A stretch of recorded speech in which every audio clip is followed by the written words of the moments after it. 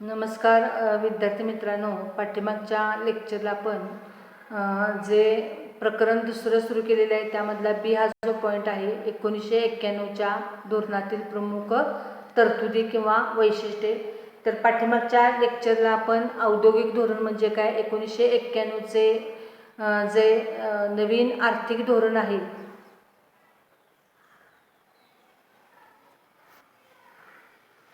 ते नवीन आर्थिक धोरण आपण पाहिलेलं होतं की भारतात स्वातंत्र्य मिळाल्यानंतर वेगवेगळी धोरणं, औद्योगिक धोरणं जाहीर करण्यात आलेली आहेत आणि त्या अनुषंगानं 1948मध्ये पहिलं औद्योगिक धोरण जाहीर करण्यात आलेलं होतं. त्यानंतर 1956, 1977 आणि 1991 अशी आजपर्यंतची औद्योगिक धोरणं औद्योगिक विकासाच्या दृष्टिकोनातून भारतामध्ये आखण्यात आलेली आहेत. आणि आपण हा जो भाग आहे कॅनोच्या धोरणाची पार्श्वभूमी वगैरे तो सगळा भाग आपण पाठीमागच्या लेक्चरला पाहिलेला आहे. औद्योगिक धोरण म्हणजे काय तोही भाग आपण त्यामध्ये पाहिलेला होता. आणि आज आपण जो भाग पाहणार आहोत तो म्हणजे 1991च्या धोरणातील प्रमुख तरतुदी किंवा 91च्या धोरणाची प्रमुख वैशिष्ट्ये. तर 1991ला जे नवीन औद्योगिक धोरण जाहीर करण्यात आलेलं होतं त्या धोरणामध्ये वेगवेगळ्या तरतुदी करण्यात आलेल्या होत्या आणि त्या कोणकोणत्या तरतुदी करण्यात आलेल्या होत्या तो भाग आपण आजच्या लेक्चरला पाहणार आहोत. एक म्हणजे औद्योगिक परवाना पद्धत रद्द करण्यात आलेली आहे. पूर्वी औद्योगिक परवाना पद्धत म्हणजे 1991चं धोरण जाहीर करण्यापूर्वी भारतात जे औद्योगिक परवाना पद्धत होती ती औद्योगिक परवाना पद्धत अतिशय किचकट आणि म्हणजे अवघड अशी होती. एक म्हणजे औद्योगिक परवाना पद्धत याचा अर्थ नवीन उद्योगांना परवानगी देत असताना सरकारकडून काही जाचक अटी किंवा नियम घातले जात होते. म्हणजे सर्वसाधारणपणे जर आपण पाहिलं तर कोणत्या वस्तूचे उत्पादन करायचे, किती प्रमाणामध्ये करायचे, कोणत्या ठिकाणी करायचे, कशा पद्धतीनं करायचे, वस्तूची किंमत काय असणार आहे, वस्तूला बाजारपेठ कोणती असणार आहे, या सगळ्या गोष्टींची पूर्तता नवीन कंपनीला किंवा नवीन उद्योगाला परवानगी घेताना घ्यावी लागत होती. आणि मग तो कारखाना किंवा ती कंपनी ज्या जिल्ह्यामध्ये सुरू होणार आहे त्या जिल्हाधिकाऱ्याची परवानगी, त्यानंतर राज्य सरकारची परवानगी, केंद्र सरकारची परवानगी, अशा प्रत्येक सरकारांच्या परवानग्या घेऊन जाचक अटी नियंत्रणं सगळं पाळत कंपनी सुरू व्हायला बराचसा वेळ खर्च व्हायचा. आणि त्यामुळे सरकारनं म्हणजे 1991च्या धोरणामध्ये अशी तरतूद करण्यात आलेली आहे की यापुढे औद्योगिक परवाना पद्धत रद्द करण्यात आलेली आहे. म्हणजेच नवीन कारखाना सुरू करण्यासाठी फार अशा जाचक परवानगीची आवश्यकता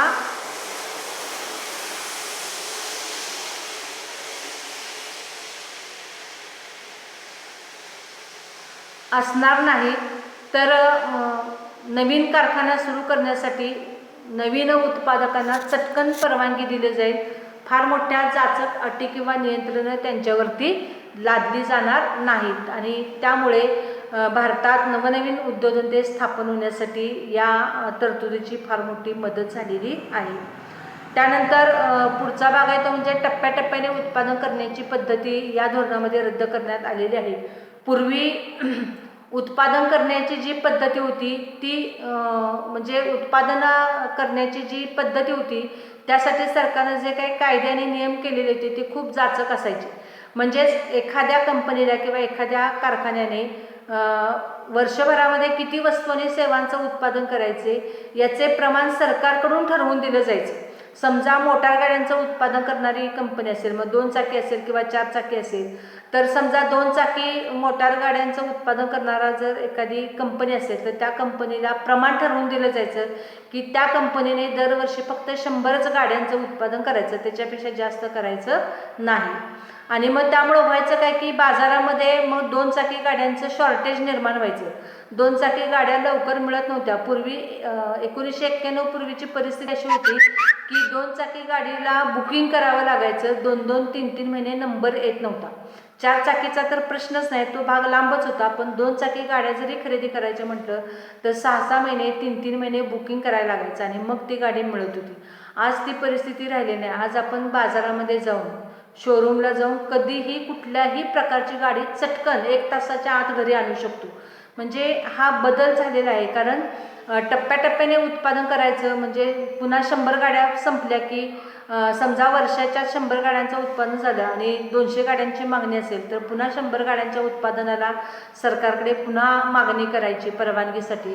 ह्या सगळ्या झगझगी होत्या आणि त्यामुळे ह्या सगळं जो किचकटपणा होता तो या धोरणामध्ये कमी करण्यात आलेला आहे. टप्प्याटप्प्याने उत्पादन करण्याची यापुढे आवश्यकता असणार नाही, तर उत्पादक किंवा कंपन्या बाजारपेठेतील परिस्थितीनुसार, मागणीनुसार ते आपल्या वस्तूंचं उत्पादन त्यांच्या मागणीनुसार करू शकतील, अशा प्रकारची परवानगी आता देण्यात आलेली आहे. त्यानंतर परकीय भांडवल गुंतवणूक मर्यादेमध्ये वाढ.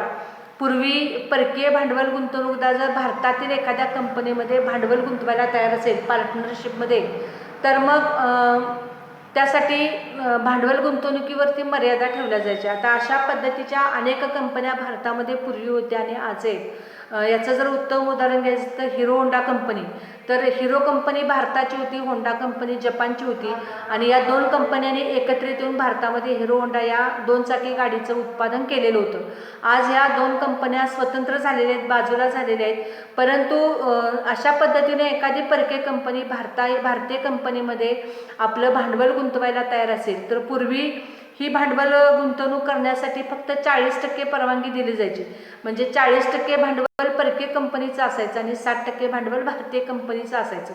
त्यामुळे ज्याचं भांडवल जास्त त्याचा मालकी हक्क जास्त, म्हणजे भारतीय उत्पादकाची मालकी जास्त असायची, कारण त्याचे 60% शेअर्स असायचे आणि परकीय कंपनीचे 40% शेअर्स असायचे. आता या नवीन धोरणामध्ये मात्र परकीय भांडवल गुंतवणूक भारतामध्ये जास्तीत जास्त वाढावी, जास्तीत जास्त परकीय भांडवलदार भारतामध्ये यावेत, यासाठी या धोरणामध्ये बदल करण्यात आलेले आहेत आणि आज ही गुंतवणूक मर्यादा 40%वरून 51% करण्यात आलेली आहे. म्हणजे आज परकीय भांडवल गुंतवणूकदार भारतीय उद्योगामध्ये जवळपास 51% एवढं भांडवल गुंतवू शकतो, अशी परवानगी देण्यात आलेली आहे. त्यानंतर परकीय तंत्रज्ञानासाठी मुक्त परवाने.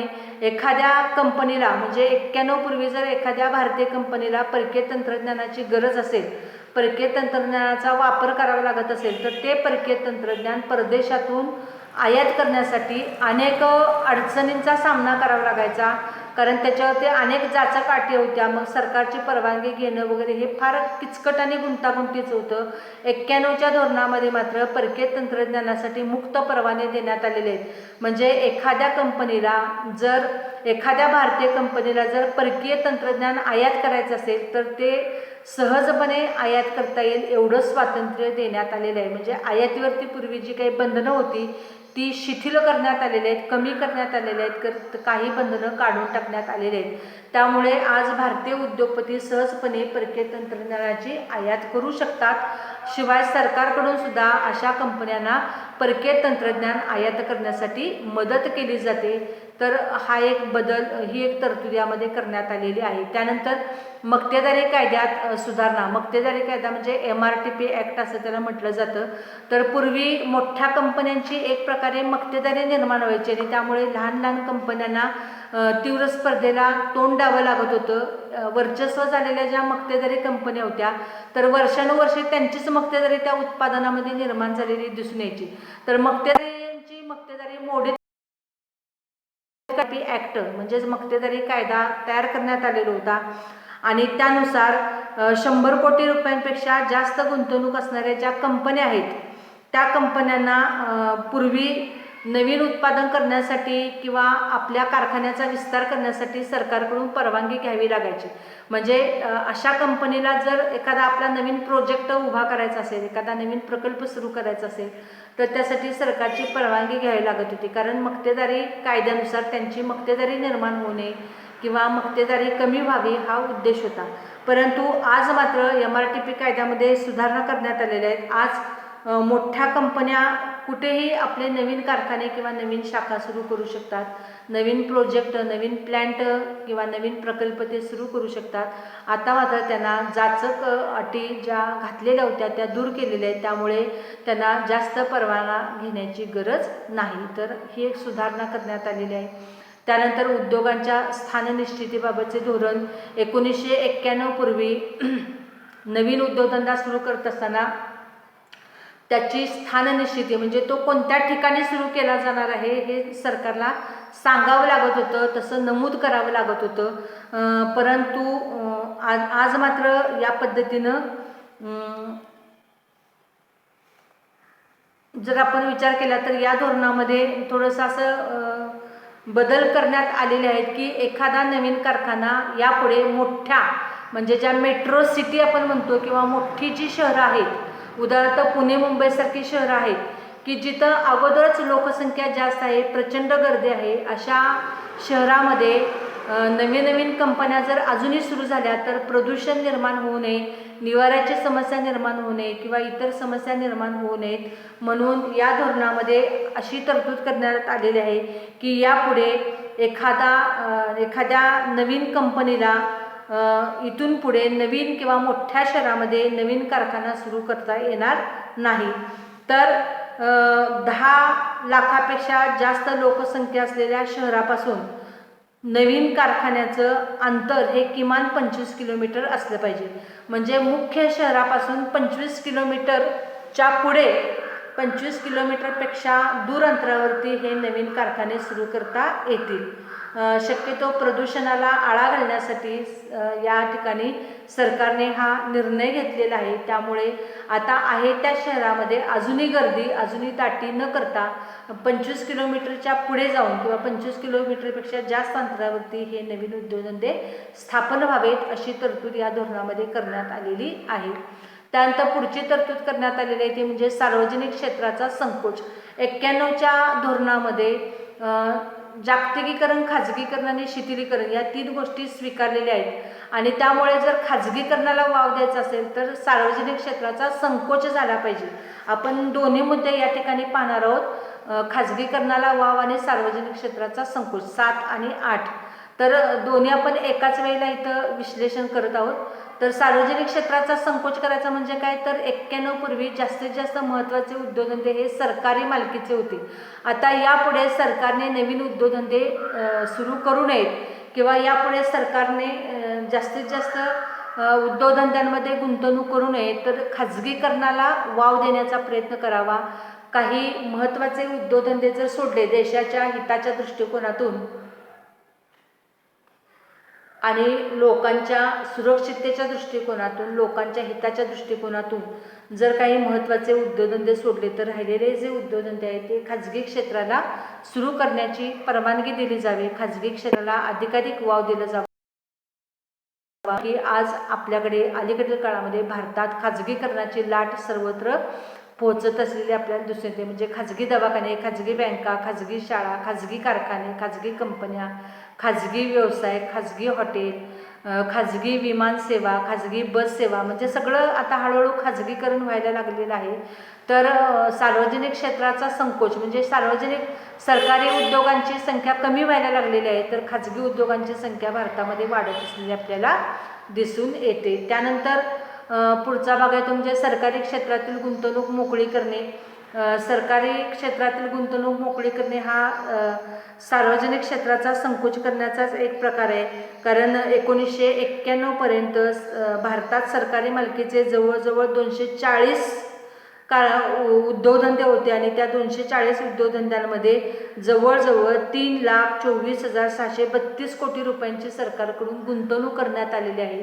तर ही गुंतवणूक हळूहळू सरकारनं मोकळी करावी म्हणजे काही सरकारी उद्योग हे खाजगी क्षेत्राकडे सुपूर्द करावेत, खाजगी क्षेत्राला चालवायला द्यावेत आणि त्यामध्ये सरकारने गुंतवलेला जो पैसा आहे तो सरकारने काढून घ्यावा, मोकळा करावा आणि तो पैसा इकडे आर्थिक विकासासाठी वापरावा अशा प्रकारची तरतूद या धोरणामध्ये करण्यात आलेली आहे. त्यानंतर सार्वजनिक क्षेत्रातील आजारी उद्योगांचे खाजगीकरण.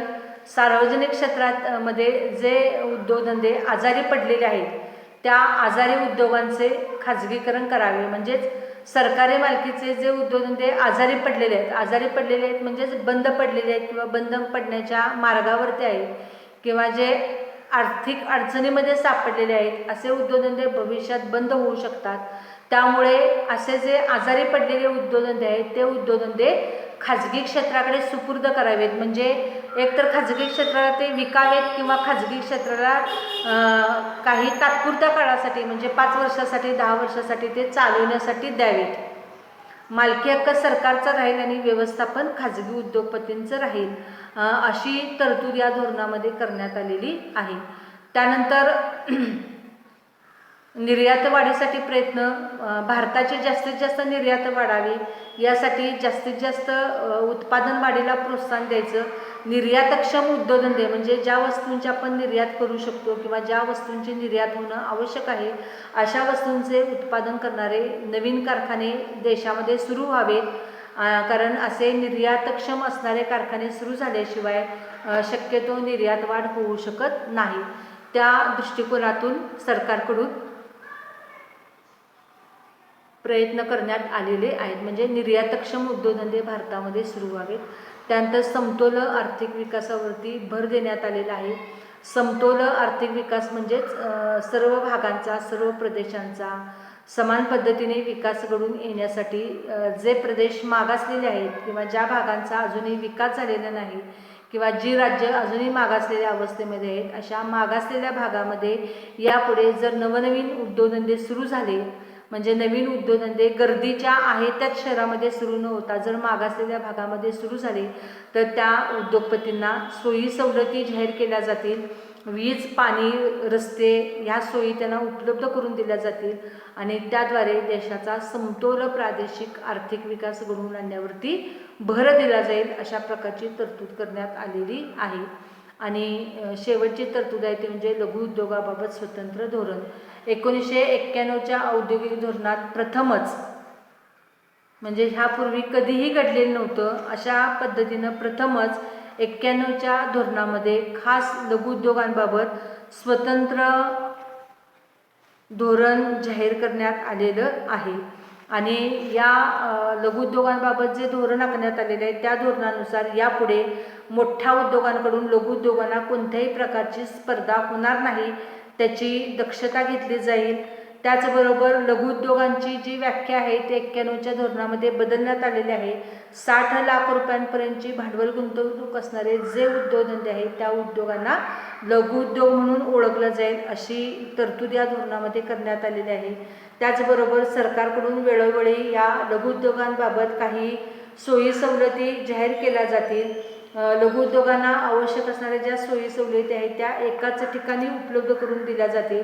लघु उद्योगांबाबत यापूर्वी जे काही सरकारकडून जाचक नियंत्रण घातले जात होते, अटी घातल्या जात होत्या, त्या अटी यापुढे काढून टाकल्या जातील. आणि त्याचबरोबर लघु उद्योगांना आर्थिक सहाय्य करण्यासाठी प्रयत्न केले जातील. गोडाऊनच्या सुविधा त्यांना निर्माण करून दिल्या जातील. लघु उद्योगामध्ये तयार होणाऱ्या वस्तूंची निर्यात कशा पद्धतीने होईल त्यासाठी प्रयत्न केले जातील. लघु उद्योगांना आवश्यक असणारे भांडवल आणि तंत्रज्ञान पुरवलं जाईल.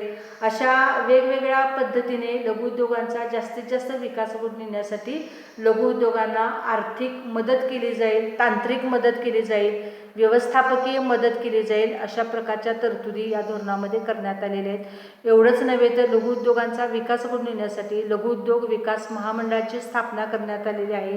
त्याचबरोबर लघु उद्योगामध्ये तयार झालेला जो पक्का माल आहे तो सरकारकडून खरेदी केला जाईल, तर त्यांना कच्च्या मालाचा देखील पुरवठा केला जाईल, अशा प्रकारच्या तरतुदी या धोरणामध्ये करण्यात आलेल्या आहेत. तर एकंदरीत जर आपण पाहिलं तर हे धोरण खऱ्या अर्थाने एक नवीन धोरण म्हणून ओळखलं जातं. कारण यापूर्वीच्या धोरणामध्ये म्हणजे 48चं धोरण असेल, 56चं धोरण असेल किंवा 77चं धोरण असेल, यापूर्वीच्या धोरणामध्ये अशा कुठल्याही महत्त्वपूर्ण तरतुदी करण्यात आलेल्या नव्हत्या किंवा लघु उद्योगांबाबत कुठलंही स्वतंत्र धोरण यापूर्वी जाहीर करण्यात आलेलं नव्हतं. आणि त्यामुळे 1991चं जे औद्योगिक धोरण आहे ते सर्वार्थानं नवीन धोरण असल्याचं आपल्याला दिसून येते. जागतिकीकरण, खाजगीकरण आणि शिथिलीकरण या तिन्ही गोष्टींचा मेळ घालण्याचा प्रयत्न या 91च्या औद्योगिक धोरणामध्ये करण्यात आलेला आहे. तर अशा पद्धतीनं आपलं हे जे प्रकरण दुसरं आहे, तर दुसऱ्या प्रकरणातला हा जो बी हा घटक आहे 91चे औद्योगिक धोरण, तर तो भाग आपला संपलेला आहे. आणि पुढच्या लेक्चरला आपण नवीन भाग सुरू करणार आहोत, तो म्हणजे कुटीर आणि लघु उद्योगधंदे आणि कुटीर आणि लघु उद्योगांचं भारतीय अर्थव्यवस्थेतील महत्त्व. तर या पद्धतीनं आपण 91चं धोरण या ठिकाणी थांबवलेलं आहे. आज आपण या ठिकाणी थांबणार आहोत. धन्यवाद.